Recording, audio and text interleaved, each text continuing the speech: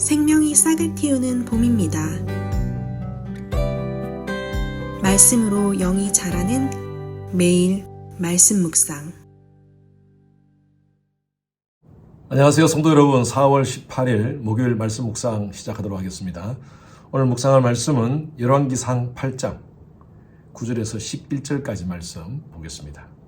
열왕기상 8장 9절에서 11절입니다. 자, 9절부터 같이 함께 읽겠습니다.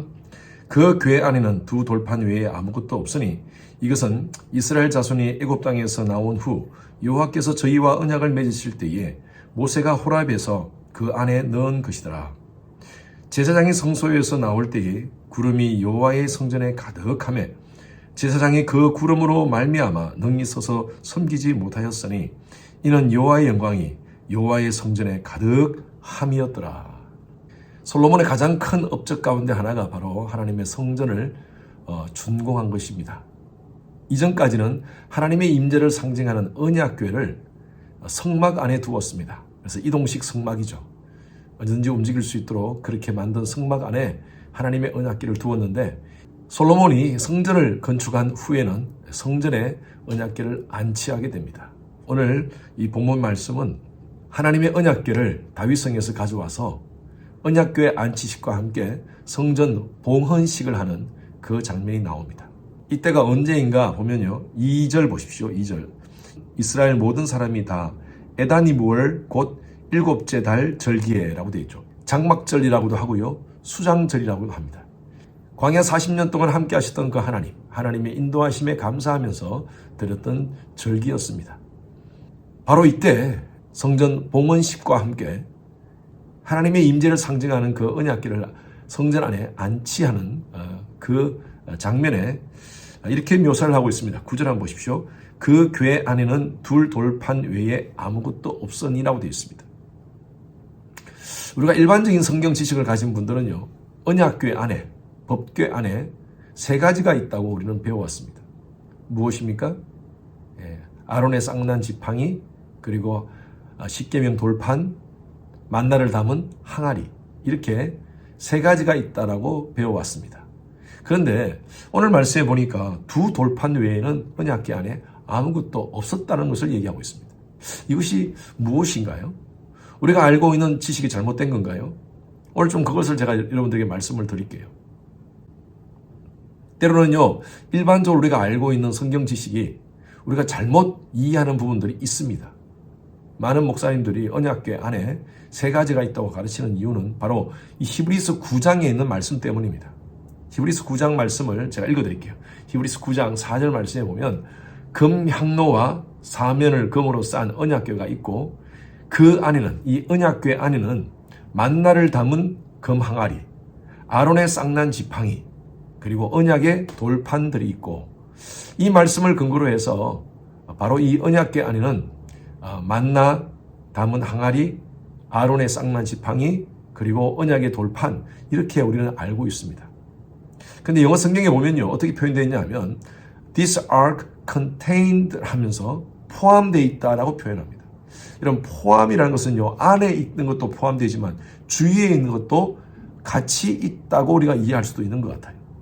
그러면 하나님께서 이스라엘 백성들에게 각각 십계명 돌판의 위치와 또 아론의 쌍난 지팡이의 위치와 만나 항아리를 넣는 그 위치를 정확하게 하나님께서 말씀을 해주셨어요. 성경을 찾아보면요, 출애굽기 25장 16절 말씀에 보면 하나님께서 그 돌판의 위치를 이렇게 말씀하셨어요. 내가 내게 줄 정금판을 궤 속에 둘지며, 하나님의 말씀을 담은 이 십계명 판은 정거궤 안에, 언약궤 안에 두라고 말씀하고 있습니다. 영어 성경에는요, then put in the ark of testimony라고 되어 있어요. 그래서 언약궤 안에 두라는 말씀이에요. 돌판은 언약궤 안에 들어가 있어야 됩니다. 오늘 표현대로 그 궤 안에는 두 돌판 외에 없다 그랬어요. 그러면 만나 담은 항아리와 아론의 쌍난 지팡이는 어디에 두어야 되는가? 출애굽기 16장 34절에 보면 이렇게 말씀하고 있습니다. 아론이 여호와께서 모세에게 명령하신 대로 그것을 정금판 앞에 두어 간수하게 하시고, 만나 담은 항아리는요, 정금판 앞에 두었다라고 표현하고 있습니다. 영어 성경에도 put the manna in front of the testimony라고 표현되어 있어요. in front of입니다. 언약궤, 증거궤 앞에 두었다는 것입니다. 안에가 아니라 앞에 두었다는 것이죠. 아론의 쌍난 지팡이도 마찬가지입니다. 민수기 17장 4절 말씀에 보면 그 지팡이를 회막 안에서 내가 너희와 만나는 곳인 증거궤 앞에 두라라고 말씀하고 있습니다. 영어 성경에도 in front of the testimony라고 되어 있어요. 언약궤 앞에 두는 것입니다.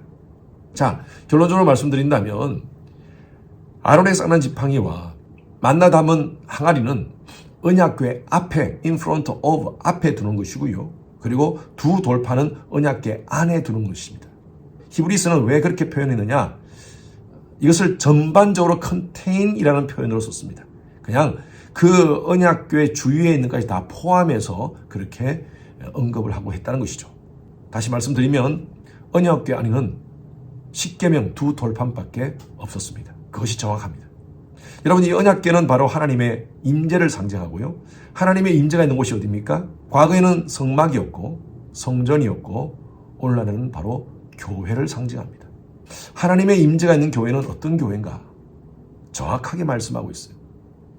하나님 말씀이 있는 곳입니다. 여러분, 교회인데 복음이 없고 하나님 말씀이 없다면 그것은 교회가 아닙니다.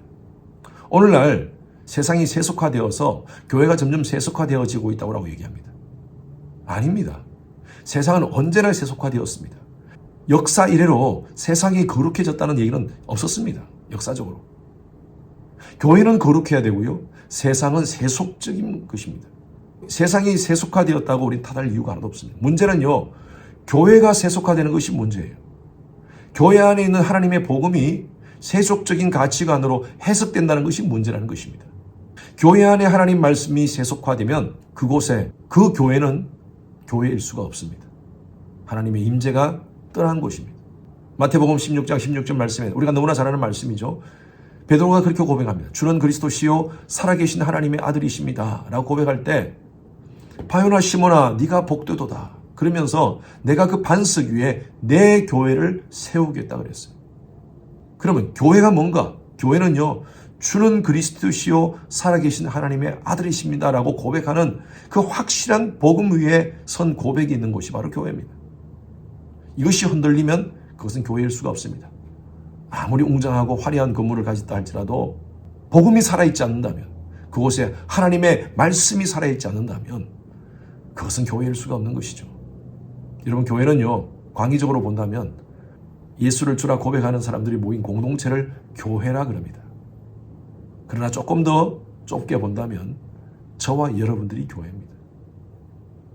너희가 하나님의 성전인 것과 하나님의 성령이 너희 안에 거하시는 줄을 알지 못하는요, 우리 자신이 교회입니다. 여러분 속에 하나님 말씀이 있습니까?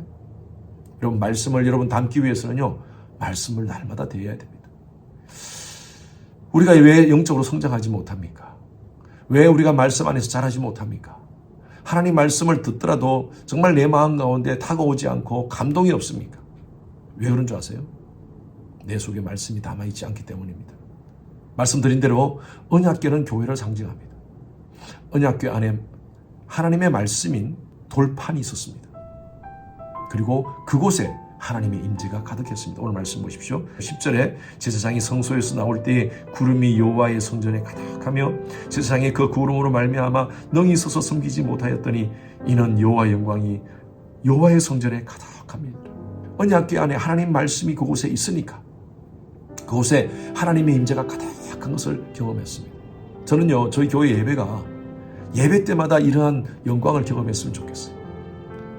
제사장이 서서 섬길 수 없을 정도로, 오늘 말씀 보니까 능히 서서 섬기지 못할 정도로 엄청난 하나님의 임재가 있는 곳, 그 교회는 바로 말씀이 살아있는 교회입니다. 여러분 스스로가 말씀을 늘 대하면서 말씀을 묵상하면서 말씀이 살아있는 교회 되시기 바랍니다. 우리 주님의 교회가 늘 하나님의 말씀이 살아있는 교회, 그래야 해서 하나님의 임재로 가득한 교회, 예배 때마다 하나님의 성령 충만함의 역사를 경험하는 교회, 하나님의 영광으로 인해서 제사장이 목회자가 정말 서서 하나님을 찬양할 수 없을 정도로 엄청난 하나님의 영광이 임하는 그런 교회, 그런 교회를 꿈꾸면서 함께 섬기는 저와 여러분이 되기를 주님 이름으로 축원합니다. 주님 감사합니다. 영광스러운 하나님께 예배를 드리기를 원합니다. 예배 때마다 하나님의 임재를 경험하고 하나님의 함께 하심의 은혜를 체험하는 저희들이 되기를 원합니다. 우리 마음속에 늘 하나님 말씀으로 채우게 하여 주시옵소서. 우리의 심령 가운데 예수로 충만한 우리의 삶이 되게 하여 주시옵소서. 감사드리며 살아계신 예수 그리스도 이름으로 기도드렸습니다. 아멘. 목요일 기도 제목으로 함께 기도하시겠습니다. 미국과 한국을 위해서 기도해 주십시오. 나라의 지도자들이 하나님을 경외하여 지혜와 분별력을 가질 수 있도록, 또 진영 간의 갈등이 사라지고 정치, 경제, 외교 등의 안정이 될 수 있도록 기도해 주시기 바랍니다. 우크라이나와 러시아 간의 전쟁이 지속되고 있습니다. 하루속히 전쟁이 종식되어지고 그 땅에 평화가 임할 수 있도록, 또 그 땅들의 예수 그리스도의 십자가 복음이 그들의 심령을 덮어 아픔과 상처들이 치유될 수 있도록 기도해 주시기 바랍니다. 세계 선교를 위해서 애쓰는 우리 선교사님들을 위해서 기도해 주시기 바랍니다. 저희 교회가 섬기는 11 지역의 선교사님들을 위해서 안전과 건강을 지키도록 기도해 주시고, 또 지금 모든 그 팬데믹 이후에 사역이 정상화되지 않고 있는 곳이 많습니다. 하루속히 모든 사역이 정상화되어 수많은 영혼들이 선교사님의 섬김을 통하여서 예수님께로 돌아오는 역사가 일어날 수 있도록 기도해 주시기 바랍니다. 선교사님을 위해서 기도하실 때에 차드의 김영섭 선교사님, 요르단의 김재문 선교사님, 알래스카 이글리브 교회 이홍래 목사님, 이들의 사역과 가정과 건강을 위해서 기도해 주시길 바랍니다. 함께 기도하시겠습니다.